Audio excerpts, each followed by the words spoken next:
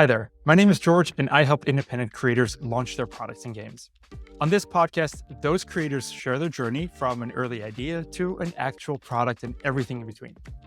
Today's guest is Kevin Padula, trade show manager at Bezier Games. They raised close to $6 million across 21 crowdfunding campaigns. And today we'll be talking about how to be successful at a trade show, accessibility in games, and killing cats. Welcome, Kevin. Thank you for the introduction, George. I appreciate that. So just to clarify, you don't actually kill cats, but you, right? Correct. That is Okay, correct. thank you. But you have a game out right now called Colossal Cat in the Box. And this is based on Schrodinger's cat, which is all about killing cats with a chemical substance. Please go ahead and introduce the game for us. Oh, absolutely. So Cat in the Box is based on Schrodinger's experiment, which the cat may or may not be dead. We won't know until we've opened the box.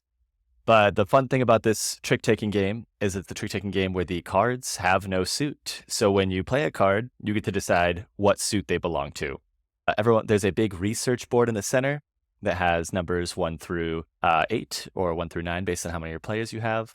And the goal of the game is to, every turn, play a card to hopefully win that trick or your token on the number to create a cluster, because if you hit your bid just right, then you do get a bonus for your largest cluster on your board, and you blast a 4-round. That's how you play Cat in the Box. There's a few things very awesome about this game. Aside from it looking anything with cats is fun, 1. 2, the artwork looks great. You have a large plushie as well. All of that is very fun. But there's some serious business going on here as well, because this is actually a colossal version or a larger version of an existing game. And I read on your Kickstarter page that a lot of this has to do with accessibility, that Ted, the founder of your company, wanted his mom to play the original game, but the pieces were a little bit too small. She couldn't quite see it. So now you guys created a XL version of the game that is a lot easier to play for folks with different abilities. So please explain what you guys have done there. Yeah, that's exactly correct. Ted originally made this copy specifically for his mother and to play just in the privacy of their own home. But every time someone would come over, they would see the giant cat in the box and be like, oh, let's try the giant one. And so after a few times of people wanting to play it, he brought it to the office and we all instantly loved the giant one too. It's the biggest trick-taking game I know, but it truly does feel necessary after you've played the big one. Just the tactileness of those big tokens. The big first player cat is pretty fun just to have in front of you. It's like a huge plastic toy. The cards, the numbers are 40% bigger. Everything is just bigger. It's easier to see. We've had a lot of good feedback on the Kickstarter page saying, oh, I've got X ailment that doesn't allow me to see as great. So we've gotten some pretty good feedback, and we're glad to be able to help those people enjoy this game. Was that specifically something you marketed towards with this Kickstarter? Did you promote it as a game that is more accessible, or is that just an added bonus? I would say it's a little bit of an added bonus. That's the original creation idea, but truly, I think that bigger games are just inherently more tactile, and that's why I personally love board games, is because of the tactileness of it. And in general, I would say it's a little of both, but the plushes are purely for enjoyment. So that's a big part of the campaign as well. We want to get those plushes out there. At a lot of our trade shows, we have big cat tree displays, and we had these stuffed Amazon cats on there, and I could not make it through a show without 30 people asking me if they could buy the plush cat. So this was really just a way to get the plush cats out there, as well as get this huge, big, accessible product out there. And this game, and I'm guessing the plush cat, are exclusive to Kickstarter, right? This is not going to hit retail? That is exactly correct. Yeah, we'll have them at a few shows after the Kickstarter ends, but they won't be in stores anywhere. Is that a deliberate strategy to make the Kickstarter do better, or does that have practical reasons of fulfillment? I'd say the latter. We don't want to deprive the world of Colossal Cat in the Box. But to create the Colossal Cat in the Box is quite a bit more expensive than the nice small size. So in order to just maximize profits on that, we're going to make it a small print run. Whatever we don't sell through the campaign is going to just come directly to us, and we'll sell it until we sell out. So we only have to do one print run and one and done. Amazing. That, I think, brings us into events, because if people want to get their hands on one outside the Kickstarter or see it in real life, they're going to have to visit you guys at a trade show, which is what you do at the company. Is it correct that Spiel is the first trade show coming up where you guys will be exhibiting? Oh, that is correct. So Spiel is in 2 weeks from this recording, not to date it, but so Spiel's in 2 weeks, and we won't have the cats aren't quite ready for Spiel yet, but that was the next trade show we're doing. I'll be flying to Germany next 2 Mondays from now. So we're still getting ready for that, packing our bags, packing some product that didn't get shipped over. We're in full force, full gear right now. What are you doing at Spiel? What does your booth look like? What can people expect? Oh, yeah. So we're at booth 2D156. We've got it's in meters. It always throws me off. Silly American metric system. So we've got a pretty decent sized booth. It's in hall 2D156. And we'll be selling Scram, as well as it's the launch of Castles second edition. So Castles of Mad King Ludwig was a big title of ours that launched originally in 2014. It's done very well. I think it's ranked like 187 on BG off the top of my head. But it's a game that's been sold out for quite a while. And rather than printing a second print run of the original, we've totally revamped it. New artwork, a new board shape. It's just much more streamlined now. There's new player swans. It's beautiful. I've played both now, and I can't imagine playing the old one. But so that'll be the launch of Castles second edition, as well as Castles of Mad King Ludwig expansions, which will have the 6 existing expansions, the 5 that have already been released, and the 6th one is Renovations, which was also on Kickstarter for us. And so that's the big selling of that. We've got Castles of Mad King Ludwig, and we have Scram, and then we'll also be demoing another game that's not quite ready to come out yet. It was also a previous Kickstarter of ours. It's called The Blueprints of Mad King Ludwig, and that's a flippin' sketch variant on the Mad King Ludwig series, but it plays similarly, but it's quite a bit different, actually. These vellum sheets, and it comes with colored pencils, and you're drawing this castle based on the cards you place. It's still not ready to come out yet. It'll be releasing in just a few months, but we want to make sure our Kickstarter backers are the first to receive it before we start selling it on a wider scale. And so you work at a company, at a publisher that publishes multiple titles throughout the year. You do multiple Kickstarters. So how do trade shows fit into that? Do you use trade shows to tease new things? Do you use it, like you just explained, to show something that has already been on Kickstarter, but you show your work in progress? Like, where does it fit in the overall strategy? Oh, I would say all of the above. So at these trade shows, we'll usually have these nice QR codes teasing upcoming products, or we'll have the game in a demo copy available for testing. It gives us some good feedback, as well as you can gauge a little bit of interest in the product. Not all of our product goes to Kickstarter. For instance, Scram was just released at Gen Con, skip Kickstarter. So kind of we save Kickstarter for those bigger titles, the titles that we think can generate more interest, also the ones that are quite a bit more expensive to make. Scram's a small little card game. But yeah, so it's definitely for advertising, but then it's also just to gauge interest as well and get some good feedback from the community. So you have all stages of development basically at your booth. You have games that are in development for feedback. You have games that have been on Kickstarter but haven't been shipped yet for preview. And then you have games that you're just selling. Correct. It's mostly, I'd say by the time it hit the trade show, the games are 99% cemented in, but there's always 1 or 2 tweaks that we can always make last minute that maybe we've missed in our playtesting. So it's just always great to have community feedback in general. That's the reason we're selling these plush cats. Enough people asked for them, so here they are. I definitely will be buying one. I'm very happy that we're talking today, because we will be exhibiting at Spiel for the very first time in our history. Oh, fantastic. Yes, but we're not that big yet that we have a dedicated trade show manager like you on our team. So what do we and other maybe first-time creators or exhibitors have to think about when we're planning out a trade show? So first you want to map out your space. I'm assuming since you guys are your first time exhibitors, you've got a pretty small booth, which And we is, got a big one. oh, you have a big one. But Go. I think most folks would have a small one for the first time. I just have a little bit of overconfidence. So let's assume we have a small one.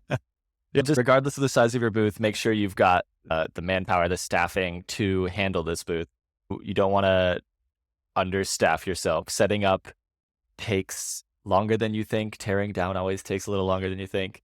But once you've got the size of your booth, you map it all out. I know that we use a company called Attack that is based in Germany, and they help us to pre-assemble these walls since we can't take our nice werewolf truck to Germany that usually carries all of our trade show equipment. So we have a separate company we work with there that kind of gives us these pre-made walls. What we do is we give them custom graphics to print out to these walls.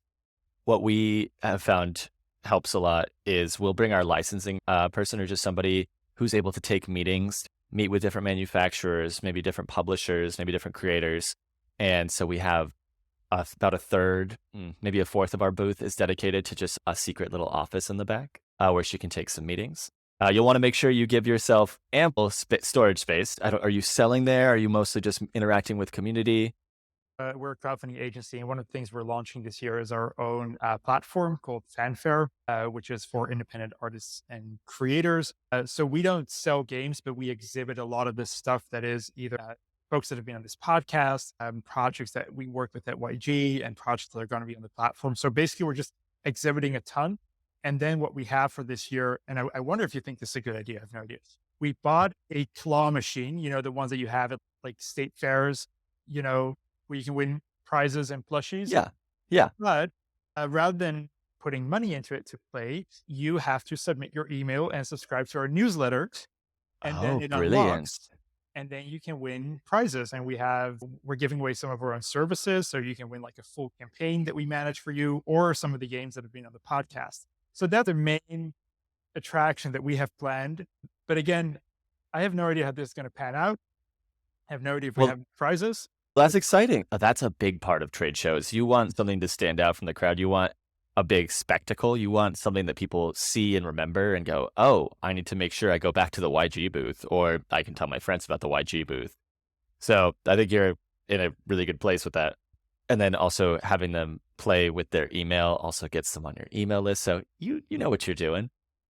Look, we're marketers, but being in a sort of a physical space is very different. And what I really struggle with is thinking of the physical space and then thinking, okay, so what do we need? So you just mentioned staffing, storage space. When it comes to staffing, say you're a creator, small time creator, done a bunch of projects, or you're gearing up, and should you bring friends, family? How many people do you need on a small booth?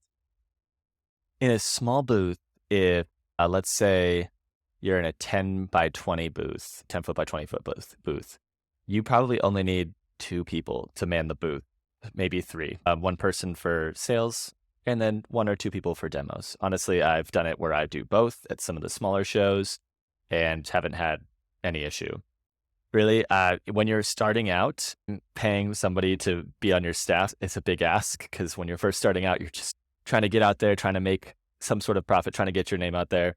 But if you've got family and friends who are willing to volunteer, absolutely take them up on it. But for the larger booths, I would just always recommend having 1 person per demo table, maybe 1 person per 2 demo tables. If you don't think it's going to be super busy, if it's a smaller show, Essen Spiel happens to be the largest board game show in the world. The 1 person per table seems like a safe bet there. Gotcha. What are some of the best things that you have ever seen done at trade shows? Ooh, so one of my favorite things is if you've been to any board game convention in the past year, you might have seen it, but I really love the Everdell tree, where it's not only a huge spectacle, they've made it a really cute photo op, so you can walk into the tree and take a photograph. I've seen setups where they'll have these log stools in a circle to kind of simulate a campfire setup. And then they're mostly social deduction games, but it puts you in the forest, in the mood for it. Have like a big fake moon to like camp, to make it seem like you're at a camp out. And that's really fun. Any time that you can feel transported to a new place, your trade show has succeeded. I've seen a lot of over the top. I've seen people make complete separate rooms that you can walk in, and they're almost like a fun house. I've seen them like full of mirrors and full of characters and anything to make your booth stand out, truly. Those are great tips. Now, what should people avoid doing at a trade show? Oh, a great question. Mm. Let's see. You should avoid. Let me ponder on this for a moment. For sure. I'll name some things that I have seen at other trade shows that I always think aren't great. And then you don't have to say them. You can just nod in silence. Oh, Um, fantastic. People being on their phone while they're at their booth, I think never very inviting. People talking with each other versus with folks that want to see what's going on. And here's one that I always struggle with a little bit. And I wonder how you approach this. Sometimes you get people at your booth, they're nice people, but they talk a lot Hmm. and then more. And then maybe they could even talk for an hour if you gave them the time. But you also need to speak to other folks who are in your booth.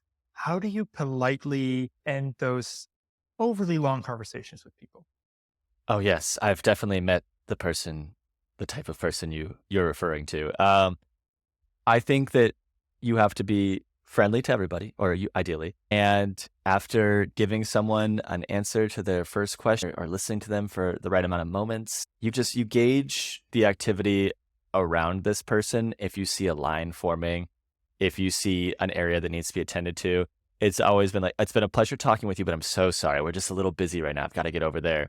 It feels a little rude to interrupt, but you know that it sometimes is very necessary to just you can't hyper focus on one person. You've got to keep the line moving. So I've always just found looking around for another very valuable task to do. You don't want to sideline them for no reason. If you're not busy and somebody's talking to you for 30 minutes, talk to them. They could be a valuable connection, a valuable investor, someone who really loves, even if they're not valuable, even if they just love the game, that probably means a lot to them. But if you're busy, do not feel bad saying, "Oh, I'm so sorry. Got to go. Goodbye. Yeah. Next person."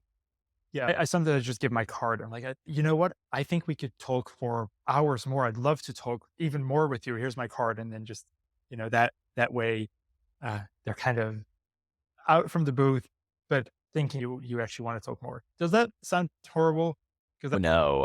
Everybody at these conventions, they're at these conventions because they love games. yeah, Everybody wants to talk to everybody. That's maybe not true. Many people want to talk to many people. So it's just sometimes we don't have time. one other thing. Yes. So your company has raised over $6 million across many different Kickstarters. I'm assuming you do a lot more in revenue. You just mentioned you have a full truck normally with trade show stuff. That is great if you have the budget. But what if you are just starting out? What are some great ways to save money? Some great ways to save money when you're first starting out going to trade shows. Of course, don't buy your own truck. Rent a truck. Rent a U-Haul. They're very reasonably priced, and you want to still make sure you're bringing enough equipment to stand out. You don't need these luxury signs, these huge printed ornate signs. You could print your own sign, but you just need to make sure that you're still creating a spectacle and that you have space to transport the spectacle.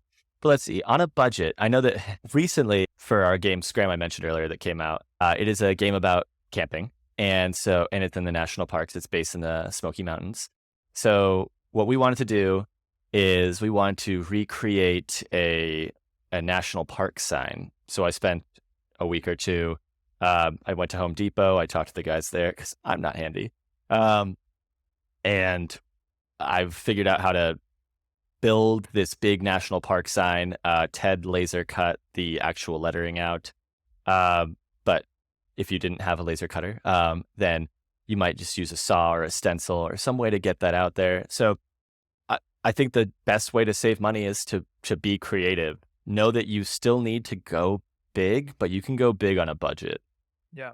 And I guess especially in games, I would assume there's some level of creativity in your genes or in your organization that you can come up with something creative. So you're saying it doesn't have to be super expensive. It doesn't have to be high end print work on high gloss, thick paper. It may also be something that you make yourself, but that is just creative and eye catching. Exactly. By far the most compliments we've ever gotten on anything is we bought this $100 cat tree on Amazon and put 5 stuffed cats in it. And people come by and they play with the cat toys in the cat tree. They pet the toy cats. People they just love it. And it's simple. It was relatively inexpensive. And every time I go to a show, someone's, oh, you're the cat tree booth. So Yeah, very smart. And also, I think Amazon is your friend for trade shows. You can order ahead. We were at CES last year, and I'm not going to name names, but I saw a lot of Amazon packages come into the booths because, especially folks coming in from overseas, you can order ahead on Amazon, even if you're in a different country, and then get it delivered there. And then I saw a lot of people repackaging those boxes at the end of the trade show and slapping return labels on them and sending everything back. oh, that's a good trick. I can't say I've done that, but We all cannot say we've done it, but I'm just putting it out there. I've seen it happen, and yeah, you could get away with it. I really like the cat tree as well. I think that's another great example of being super creative with something that just is eye catching, but doesn't cost a lot of money, is not custom built. I'll share one more budget trick that we've done. So this background you see here in the back, that was from our CES booth last year. And we spent way too much money on that because we didn't know we could do it cheaper. But that was fixed to the walls. And I ordered like the package from CES, from the exhibitor. And then I just asked them at the end of the trade show if I could like take it with me.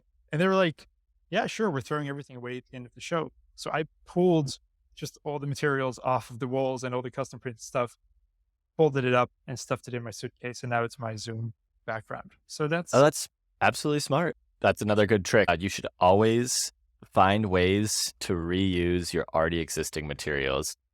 If we ever come out with another cat game after Colossal Cat in the Box, you bet those cat trees will be out. Or maybe we'll find a new way to use them in a non-cat themed game. But you just always got to be creative. Use the resources you have. Absolutely. So, where is that cat tree now? It is in our warehouse. We've got 2 cat trees in there, and yeah, they just live there. So wait, no one on your team has an actual cat? Oh, Ted has 4 Maine Coon cats. So he's got, yes, there's cats. They have a cat tree already. We didn't want to. We wanted to bring cats to the show, but we realized people have cat allergies, so we wanted to keep them kind of pure and cat hair free. Yeah, that makes a lot of sense. The Colossal Cat game, for anyone who is still undecided, as of this, when you're listening to this, you're probably going to only have a few more days to back yours. There are 3 fantastic rewards, and this is a great strategy because it's so simple. There's a Colossal Cat in the Box. That's the game. Then you have the Colossal Cat in the Box plus plushie, which is definitely what you should get because the plushie is amazing. And then you have the Colossal Cat in the Box plus the Colossal plushie. So plushie, but bigger. Is this the simplest reward strategy you guys have ever done? Yes. We're trying to simplify it. We didn't want a ton of add-ons. The only add-on I believe you have is you can get more plushes, or you can get the special Cat in the Box card sleeves, because people love to sleeve their games. And yeah, we've just decided to go very simple with this one. It's very straightforward. There are no stretch goals. You get this is the product that we are happy to give you guys. It's the product that we're proud of, and just wanted to make it easy for you guys. And truly, it's easier for us this way too. I think also there's a lesson in there because you guys are very experienced, 21 campaigns, more than $6 million. And even you find some benefit in keeping things simple around fulfillment. Is that correct? Correct. Yes. So if you are just starting out and you don't have a whole team, looking at the Colossal Cat in the Box campaign and seeing this very simple reward strategy, just imagine what your fulfillment will look like and how easy that will be. People just have a choice of one of 3 things, and that's just what you ship to them. Was this influenced by someone on your fulfillment team who didn't want to have a headache at the end of the year? Yes. Ryan is our warehouse manager, and he's the one who has to deal with all the different add-ons. And he was very excited to get us down to just 3 options. Amazing. He's storing 2 cat trees as well. So he's like, we got to keep things simple this time around. Correct. But in the past, we've had a couple of other campaigns that have a lot of different add-ons, and it gets a little confusing. It gets a little tied up. I think it slows down the process as well because you have to specially pack. Like for example, the blueprints of Mad King Ludwig, we had some people who got extra colored pencils, people who bought extra vellum paper, people who bought extra erasers. And so you're hand packing all these different boxes. It overall slows down the whole production of it. If you just have 3 tiers, we're going to be able to get you your product a little quicker. Yeah. And I think another really big benefit of this that people might not realize is if you make mistakes, you're going to have to correct those mistakes. So even if you ship someone their reward, but it has the wrong add-on or the wrong color or the wrong size, you're going to have to rectify that. And shipping is expensive. So by having to resend like one part that was missing, that might be your entire margin on that one pledge. And so I think from a financial perspective, this too makes a lot of sense to just reduce the potential error rate. You guys ship everything, manage everything yourself? You have your own warehouse? We have our own warehouse. A lot of it is done in China, the packing and the distribution, but a lot of it is also done here. I believe it's headquartered in Georgia, but we do a decent amount ourselves. It's a nice split between the 3 locations. You've been very kind to your warehouse team and everyone by keeping it this simple. I think it's a great strategy. Maybe I'm going to see if we can have some of those plushies in our claw machine. I'm going to talk to you guys after the show. We can buy some from you. The plushies we do have, so okay, we could do that for you. So if you haven't checked out Colossal Cat in the Box yet, check out the link in the description for this podcast. You only have a few days left, depending on when this comes out. And this game will not be for sale anywhere else, not in retail, not at Spiel, nowhere. If you do want to go to Spiel and meet Kevin, what's your booth number again? We are booth 2D156. And that, ladies and gentlemen, is a professional trade show manager who knows the booth number ahead of time by heart. Our booth number will be in the description because I don't remember ours. I'm not a professional trade show manager. And then, Kevin, one more time, what's the game that you are releasing at Spiel? Oh, yes. We're releasing the Castles of Mad King Ludwig 2nd edition, as well as the expansions. All right. Come check it out. Come meet Kevin in person. Say thank you for the great tips on how to run an efficient trade show. Kevin, thank you so much for your time, and I'll see you in Germany. I'll see you in Germany. Take care, George. See you.